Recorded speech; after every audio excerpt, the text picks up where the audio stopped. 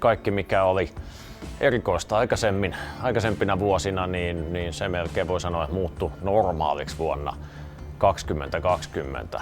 Meidän tapauskäsittelymäärä yli kaksinkertaistui ja yksityishenkilöille annettiin neuvontaa. Eli kyberturvallisuus, jos me 2019 sanoimme, että se on taas nostanut päätään ja tullut yhä tärkeämmäksi, niin olimme oikeassa, mutta emme ole silloin osanneet kyllä aavistaa, että siitä voi vielä moninkertaistua näin.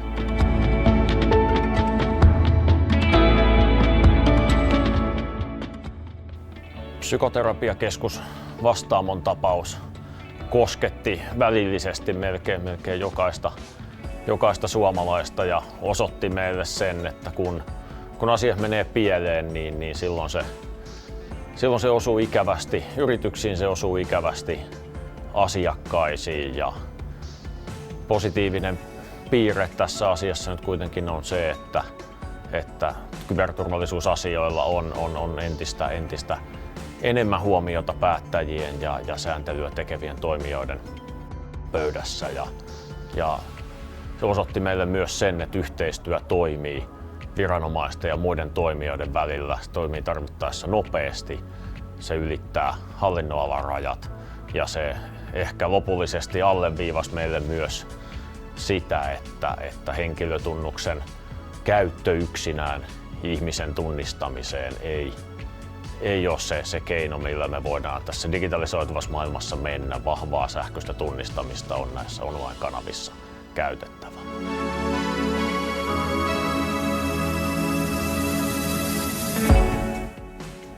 Koronavirusaika on ollut erilaista aikaa meille kaikille. Se on ollut sitä myös Kyberturvallisuuskeskuksessa. Toki muovannut sitä, miten meillä töitä tehdään, mutta myös sitä, että minkä aiheiden parissa sitä tehdään. Ja muutos etätöihin, se oli iso muutos monille organisaatioille. VPN-järjestelyt, tämmöiset etäyhteysjärjestelyt kokivat rysähdysmäisen murroksen siellä jossain organisaatiossa, vähän kolaroitiin ja tietoturvallisuuskontrolleja yritettiin sitten tuoda viimeistään perässä mukaan ja siinä on onneksi kohtuullisen hyvin onnistuttu, vaikka toki tämä korona-aika trendinä, niin uusia tietoturvailmiöitä toi myös meidän kartalle, että erilaiset huijaukset yleistyi hirvittävän paljon. Mutta niistä me on selvitty ja Kyberturvallisuuskeskus teki myös sitten kantoi oman kortensa kekoon sitä kautta, että koronavilkkusovelluksen tietoturvallisuutta arvioitiin kesällä 2020 ja se tehtiin ennätysajassa ja voi sanoa myös ennätysresurssoidin ja todettiin, että siinä on huolellista työtä pystytty Suomessa ja kansainvälisten kumppanien toimesta tekemään. Siitä on saatu turvallinen käyttää. –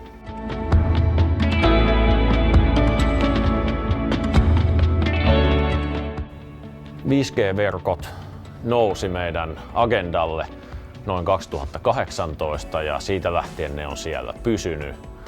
Se on ansaittua. 5G on digitaalisen yhteiskunnan kulmakivi tulevina vuosina ja se keskustelu, jota 5G:n ympärillä jatkuu, me uskotaan, että se laajenee myös koskemaan muita teknologioita ja sitä kautta ilmentää sitä, että kyberturvallisuus on yksi niistä asioista, minkä on toimittava meillä yhteiskunnassa.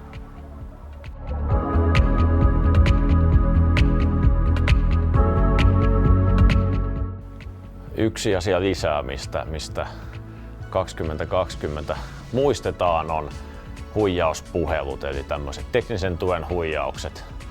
Ja jossain kohtaa vuotta ne oli jopa lähes tämmöinen meemitason asia.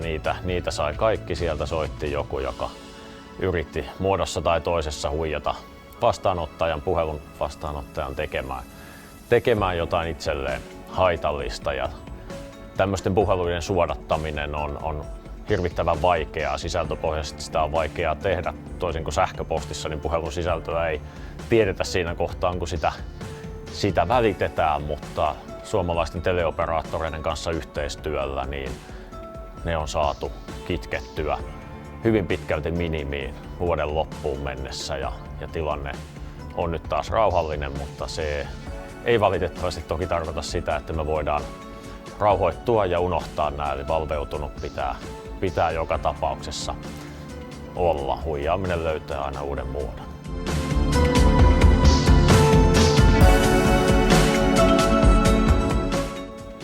Bottiverkot oli jo pikkusen pudonnut meidän aktiivisimmasta tutkasta. Mihinkään ne ei ole kadonnut, mutta niistä oli ehkä kadonnut tietynlainen särmä.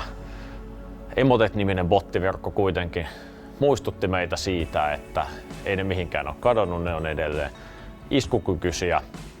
Oli hyvin ammattimaisesti toteutettu operaatio ja se on kaikille muistutus, että bottiverkot on edelleen semmoinen työkalu, mikä kyberrikolliset näkee käyttökelpoisena ja Kyberturvallisuuskeskus varoitti siitä.